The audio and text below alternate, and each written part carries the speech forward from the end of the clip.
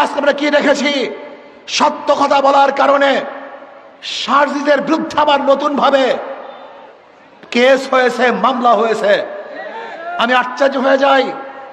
বিএনপির প্রতি আমার করুণা হয়, যাদের দ্বারা চক্ষুদান, আজকে তাদের কি তোমরা নিন্দা করতেছ?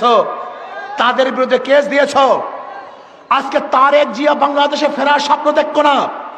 যদি সারজিদরা না থাকতো, আজকে তোমার নেত্রীকে চিকিৎসা করার জন্য বিদেশে পাঠাতে পারত না।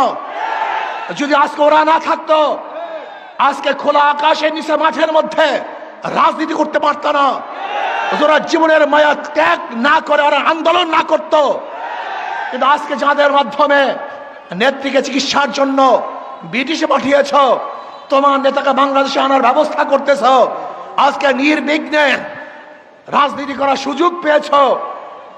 আজকে সত্য কথা বলার কারণে সেই সারজিদের বিরুদ্ধে কেস দিয়েছ।